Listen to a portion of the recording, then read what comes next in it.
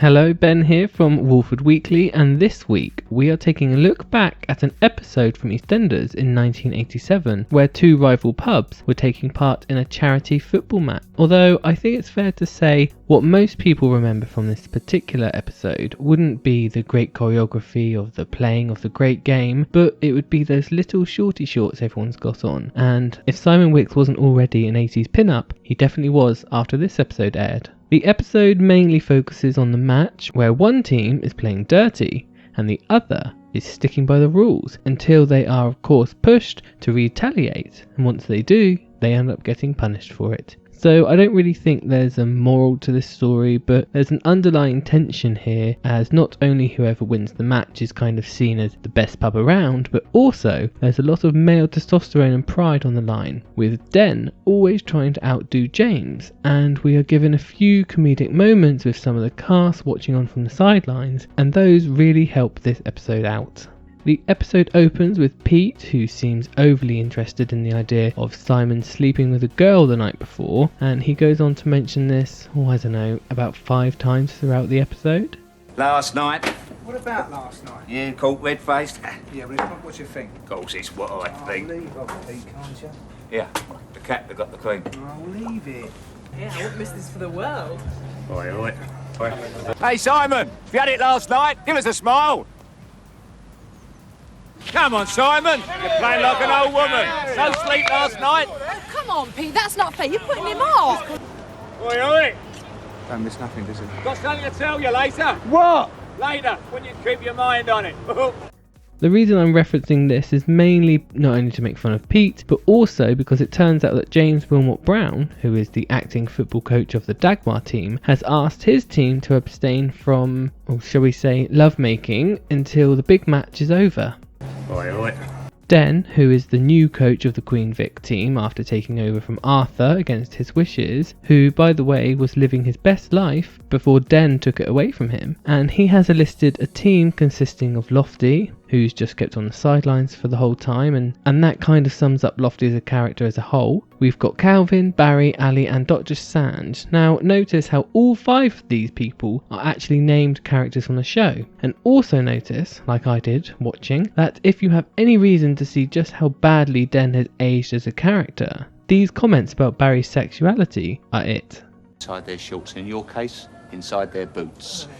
Second, get your retaliation in first. Let me hear it. Now the Dagmar team consists of Simon, Colin and these 4 lovely unnamed extras who Wilmot Brown has basically hired just so that the Dagmar can take part in this match and have a full team. We then get a glimpse of what these 2 owners are like as coaches. We have Den, whose version of managing a team is more of the tough, firm, and of course, I'm not going to say no to dirty tricks. Troy, never give a sucker an even break. This game is about provocation.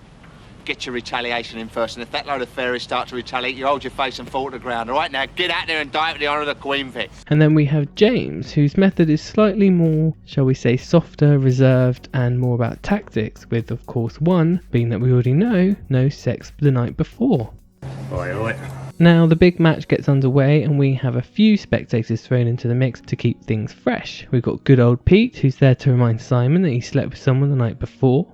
Dot is there, and it turns out she has a thing for masculine men once fights break out. I mean, come on, who could blame her? Those shorts they're wearing really do burn into your memory. And we also have Angie and Mags, who are there to kind of support Den and Simon, and they can't help but throw a few bitchy comments to each other, commentating on their men.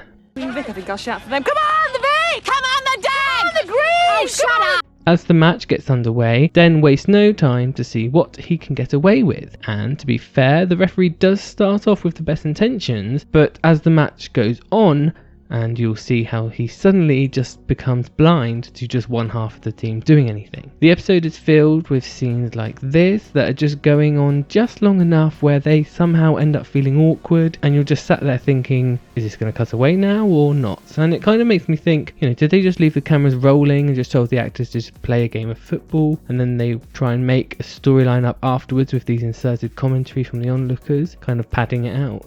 We have Barry, who is first to get a warning for foul play on the pitch when he tackles Colin on purpose, and Den, being the supportive coach he is, encourages his team to continue with the dirty play. The ref's empty threats go unheard, and before long we end up in chaos when we get this very camp fight break out on the pitch, and the unnamed extra from before, of all people, gets sent off.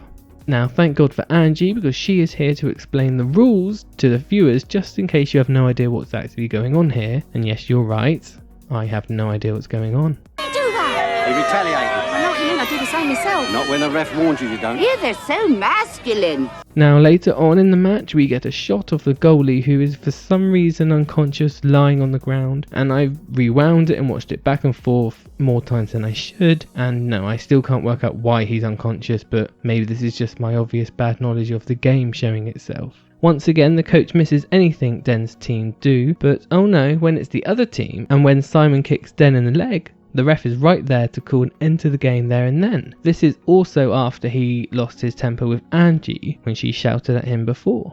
Now, any more of this behaviour and I'll abandon the match. What a very good idea, Sunshine. Right.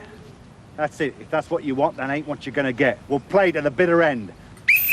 Up yours! Now Den ends up winning the match, if you can call it that, by the best way he knows how, and that was by playing dirty, and somehow never getting caught out by the ref. In the end, I guess he was right. The good guy never wins. Arthur lets Den know he wasn't pleased by giving him a telling off on what the magic of the game is all about, so I guess this must be the moral of the story. The episode ends suddenly when Mags announces her commitment to Simon, and we get this sort of odd, soppy end which feels completely out of place in this kind of episode that we've got here. Oi, oi.